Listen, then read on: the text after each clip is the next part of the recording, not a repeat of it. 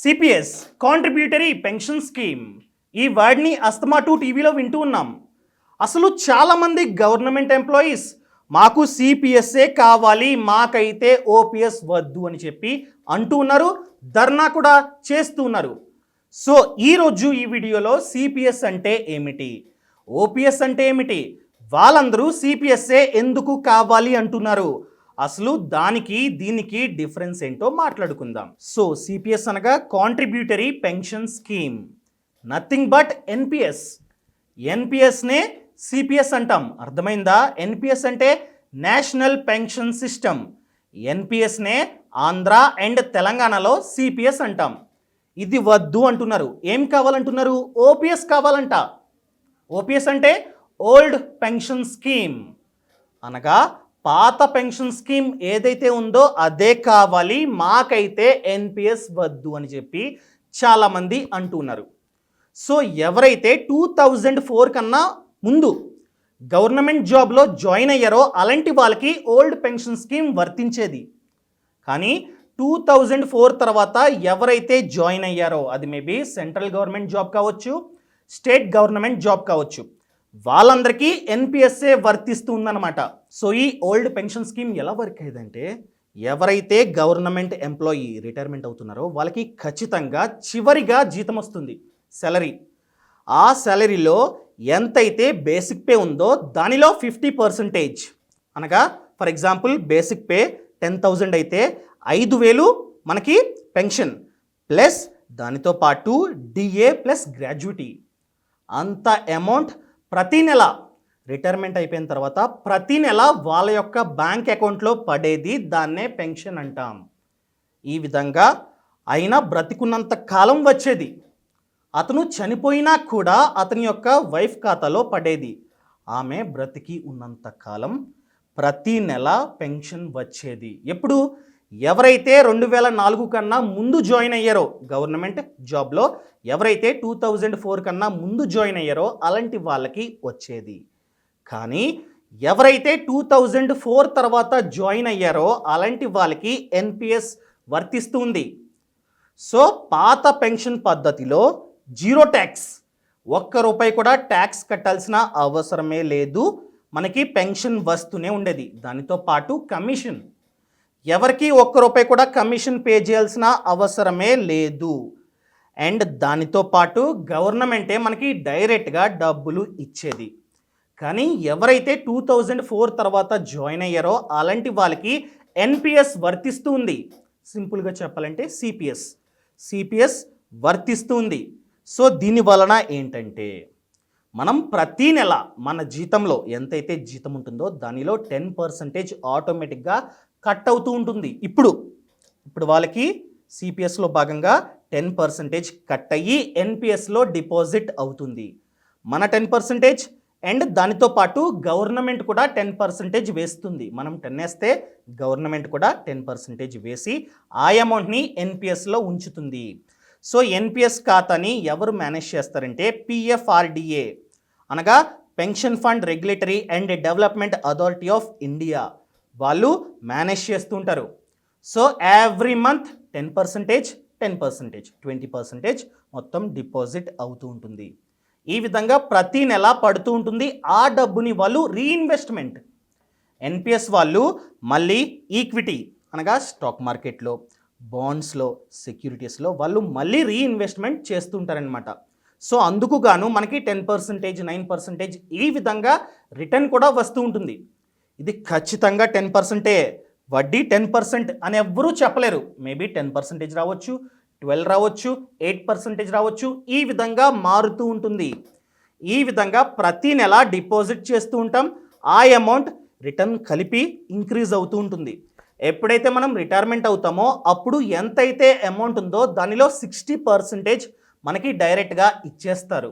ఆ 60% of amount మీద ₹1 కూడా ట్యాక్స్ కట్టాల్సిన అవసరమే లేదు. రిమైనింగ్ 40% యాన్యుటీ అంటాం. దీన్ని పెన్షన్ కంపెనీస్ మేనేజ్ చేస్తుంటాయి అన్నమాట. Insurance companies, for example LIC, SBI, etcetera వాళ్ళు మేనేజ్ చేసి మనకి ప్రతి నెల ఈ 40% అమౌంట్ ఎంతైతే ఉందో దాన్ని డివైడ్ చేసి ప్రతి నెల మన బ్యాంక్ అకౌంట్లో వేస్తూ ఉంటారు. సో ఈ 40% అమౌంట్ మీద మనకి 6%, 7%, 5% ఈ విధంగా రిటర్న్ కూడా వస్తూ ఉంటుందన్నమాట. ఈ అమౌంట్ అయ్యే అంత వరకు మనకి ప్రతి నెల ఇంత అని చెప్పి డిపాజిట్ చేస్తూనే ఉంటారు. అర్థమైందా? కానీ ఓల్డ్ అయితే ఇంత అని చెప్పి ఫిక్స్, కానీ ఇక్కడైతే ఫిక్స్ లేదు. వాళ్ళు మన డబ్బుని ఈ 40% ఆఫ్ అమౌంట్ని కూడా మళ్ళీ వాళ్ళు stock market, corporate bonds, government bonds అలాంటి వాటిల్లో పెట్టుబడి పెడతారు.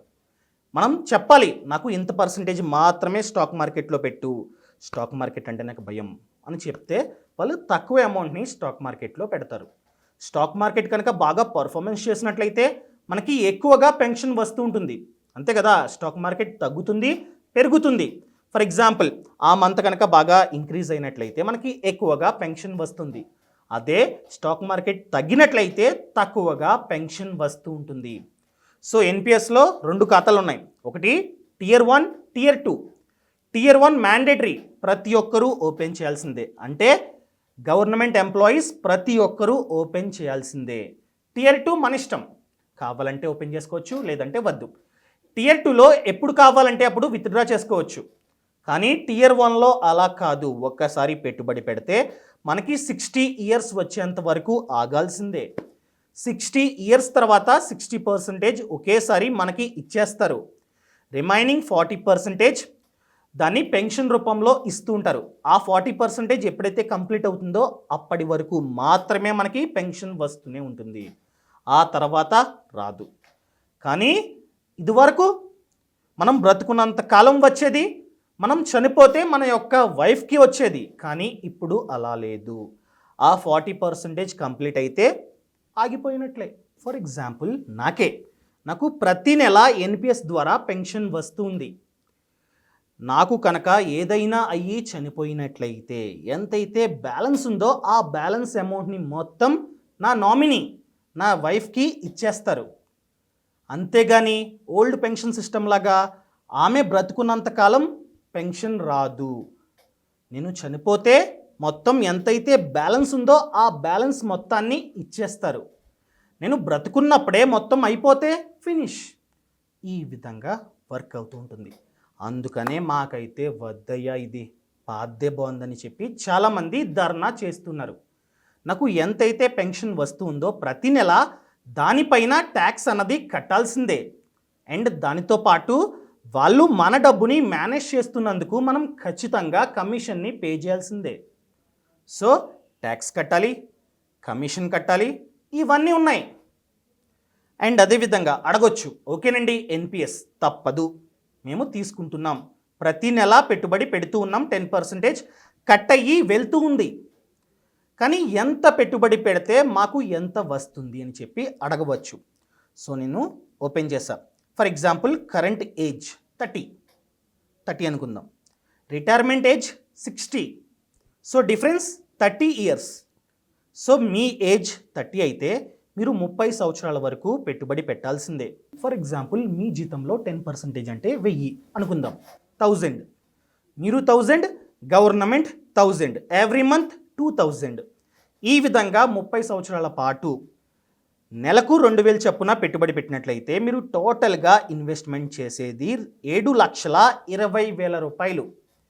ఇక్కడ రిటర్న్ మనం కనుక 10% వేసుకున్నట్లయితే మనకి వచ్చేది అనగా అసలు ప్లస్ వడ్డీ అంతా కలిపి 30 ఇయర్స్ తర్వాత అనగా మీరు రిటైర్మెంట్ అయ్యే టైంకి మీకు అయ్యే కార్పస్ 44,79,388 రూపీస్. అర్థమైందా? ఏకంగా 44 lakh. మీరు పెట్టుబడి పెట్టేది 7,20,000, కానీ మీకు వచ్చేది 44 lakh. ఇక్కడ వడ్డీయే 37,59,388 రూపీస్. ఎందుకంటే పవర్ ఆఫ్ కాంపౌండింగ్. ఇక్కడ రిటర్న్ 10% కాబట్టి అంత కార్పస్ అన్నది డెవలప్మెంట్ అవుతుంది. ఈ 44 lakhsలో 60% మీకైతే ఇచ్చేస్తారు. రిమైనింగ్ అమౌంట్ని పెన్షన్గా కన్వర్ట్ చేసి యాన్యుటీ కంపెనీస్ ఉంటాయన్నమాట, లైక్ ఎల్ఐసి కావచ్చు, ఎస్బీఐ లైఫ్ ఇన్సూరెన్స్ కావచ్చు, ఐసిఐసిఐ ప్రూ లైఫ్ ఇన్సూరెన్స్ కావచ్చు, హెచ్డిఎఫ్సి స్టాండర్డ్ లైఫ్ ఇన్సూరెన్స్ కావచ్చు, బజాజ్ అలియన్స్ లైఫ్ ఇన్సూరెన్స్ కావచ్చు, India first life insurance company కావచ్చు, star union Daiichi life insurance company కావచ్చు. ఈ కంపెనీస్ మేనేజ్ చేసి మనకి మళ్ళీ 6% ఆ విధంగా రిటర్న్ని జనరేట్ చేస్తూ ఉంటాయి. వాళ్ళు ఆ యాన్యుటీ అమౌంట్ని కూడా స్టాక్ మార్కెట్, బాండ్స్ ఇలాంటి వాటిల్లో పెట్టుబడి పెడతారనమాట. సో ఈ విధంగా పెట్టుబడి పెట్టడం వలన మనకి ఆ 40% అమౌంట్ పైన కూడా మనకైతే వడ్డీ జనరేట్ అవుతూ ఉంటుంది. సో ఆ అమౌంట్పై వచ్చే వడ్డీ 7% వేసుకున్నట్లయితే మొత్తం ఎంత, 44 lakhsలో 40% అంటే 17,91,755 రూపీస్. దాని మీద మళ్ళీ 6%, 5% ఈ విధంగా రిటర్న్ జనరేట్ అవుతూ ఉంటుంది. మనకే కనుక 7% రిటర్న్ అన్నది జనరేట్ అయినట్లయితే ప్రతి నెల మన బ్యాంక్ అకౌంట్లో 10,451 రూపాయి క్రెడిట్ అవుతూ ఉంటుందన్నమాట. సో ఈ విధంగా పెన్షన్ వస్తూ ఉంటుంది. కానీ పాత పెన్షన్లో మనకి ఏదైతే చివరి జీతం ఉంటుందో దానిలో ఉన్నటువంటి బేసిక్ మీద 50% ప్రతి నెల పెన్షన్గా వస్తూ ఉంటుంది. కానీ ఇక్కడ కాస్త తక్కువ వస్తుంది. ఆ టైంలో స్టాక్ మార్కెట్ బాగా పర్ఫార్మెన్స్ చేసినట్లయితే ఎక్కువ వస్తుంది. పర్ఫార్మెన్స్ సరిగ్గా చేయకపోతే కాస్త తక్కువ రావడానికి అవకాశం ఉంది. ఇంతే వస్తుందని ఎటువంటి రూలు లేదు. మీరు అడగొచ్చు, అదేంటండి మా డబ్బుని తీసుకెళ్ళి స్టాక్ మార్కెట్లో పెట్టడం ఏంటి, మేము ఒప్పుకోం అనొచ్చు. అందుకనే ఎన్పిఎస్ వాళ్ళు ఏం చేశారంటే మీకు ఆప్షన్ ఇచ్చారు. దీని గురించి చాలామంది చెప్పడంలా, దాన్ని ఏమంటామంటే ఎస్సెట్ క్లాసెస్ అంటాం. ఇక్కడ 4 ఎస్సెట్ క్లాసెస్ ఉన్నాయి. For example asset class E, asset class C, asset class G, asset class A. Asset class E అంటే ఈక్విటీ. ఎక్కువ డబ్బుని ఫండ్ మేనేజర్ ఈక్విటీ మార్కెట్లో పెడతాడు, అనగా స్టాక్ మార్కెట్లో ఎక్కువ డబ్బుని పెడతాడు. మార్కెట్ బాగుంటే ఎక్కువ రిటర్న్ వస్తూ ఉంటుంది, మన ఇష్టం. ఇంకొకటి asset class C, corporate bonds ఇలాంటి వాటిల్లో పెడతాడు. కార్పొరేట్ కంపెనీస్లో బాండ్స్, సెక్యూరిటీస్లో పెడతాడు అనమాట, మన ఇష్టం. ఓకేనండి, నాకు ఎస్సెట్ క్లాస్ సి కావాలంటే అప్ టు 100% ఆఫ్ అమౌంట్ని ఇలాంటి వాటిల్లో పెడతాడు, కాస్త సేఫ్. నాకు రిస్క్ వద్దండి, నా డబ్బు సేఫ్గా ఉండాలి అనుకున్నట్లయితే ఎస్సెట్ క్లాస్ జి అనగా గవర్నమెంట్ సెక్యూరిటీస్, గవర్నమెంట్ బాండ్స్ అలాంటి వాటిల్లో పెడతాడు అనమాట. అదేవిధంగా ఎస్సెట్ క్లాస్ ఏ, ఆల్టర్నేటివ్ ఇన్వెస్ట్మెంట్ ఫండ్స్, సో వాటిల్లో పెడుతూ ఉంటాడు అనమాట. అంటే 5% మాత్రం డిఫరెంట్ కైండ్స్ ఆఫ్ ఇన్వెస్ట్మెంట్ ఆప్షన్స్లో మన డబ్బుని పెడుతూ ఉంటాడు. ఇది మనమే చూస్ చేసుకోవాలి. ఎప్పుడైతే ఎన్పిఎస్ ఖాతాని ఓపెన్ చేస్తామో మాకు ఎస్సెట్ క్లాస్ ఈ వద్దు, ఈక్విటీ వద్దు, స్టాక్ మార్కెట్లో చాలా తక్కువ పెట్టు, కానీ గవర్నమెంట్ బాండ్స్లో 100% పెట్టే అని చెప్పినట్లయితే వాళ్ళు రిటర్న్స్ని కాస్త తక్కువ ఇస్తూ ఉంటారనమాట. మనం యావరేజ్గా 10% అనుకోవచ్చు, కానీ మనమే కనుక గవర్నమెంట్ బాండ్స్లో పెట్టినట్లయితే మనకు వచ్చే రిటర్న్ 6%, 5% ఆ విధంగా మాత్రమే ఉంటుంది. అదే మనమే కనుక ఎస్సెట్ క్లాస్ ఈ, ఈక్విటీని చూస్ చేసుకున్నట్లయితే రిటర్న్ 10%, 12% ఈ విధంగా ఉంటుందన్నమాట. సో ఈ విధంగా వర్క్ అవుతూ ఉంటుంది. సో ఎప్పుడైతే మనం రిటైర్మెంట్ అవుతామో అప్పుడు 60% మనకి ఇచ్చేస్తారు. ఆ తర్వాత 40% మళ్ళీ రీఇన్వెస్ట్మెంట్ చేస్తూ ఉంటాయి. ఎవరు? ఈ కంపెనీస్ అనమాట. లైక్ ఎల్ఐసి కావచ్చు, ఐసిఐసిఐ కావచ్చు, బజాజ్ కావచ్చు, ఇలాంటి వాళ్ళు రీఇన్వెస్ట్మెంట్ చేస్తుంటారు. సో ఇందుకనే ఇంతకు ముందే అయితే ఫిక్స్డ్గా వచ్చేది, కానీ ఇప్పుడైతే ఎంత వస్తుందో ఎవరికీ తెలీదు, డిపెండ్స్ అపాన్ స్టాక్ మార్కెట్. కాబట్టి మాకైతే వద్దు అని చెప్పి చాలామంది అంటున్నారు. కావున చాలామంది ఎన్పిఎస్ని వద్దు అనడానికి ఇవే కారణాలు. ఒకటి, స్టాక్ మార్కెట్లో మన డబ్బుని పెట్టడం, ఇంకొకటి ట్యాక్స్ కట్టాలి, అదేవిధంగా లైఫ్ లాంగ్ మనకైతే పెన్షన్ రాదు. ఆ 40% ఎప్పుడైతే కంప్లీట్ అవుతుందో అప్పుడు మాత్రమే వస్తుంది. అదేవిధంగా మన తర్వాత మన ఫ్యామిలీకి రాదు. అదేవిధంగా ఛార్జెస్ కూడా ఉంటాయి. అందుకని చెప్పి వద్దు అని చెప్పి చాలామంది అంటున్నారనమాట. సో ఇదన్నమాట మ్యాటర్.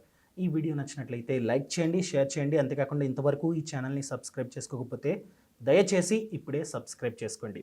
అదేవిధంగా ఆంధ్ర గవర్నమెంట్ కొత్తగా జీపీఎస్ అనగా గ్యారంటీడ్ పెన్షన్ స్కీమ్ దాన్ని తెస్తాము, మీకైతే సిపిఎస్ ఉండదు అని చెప్పి చెప్తుంది.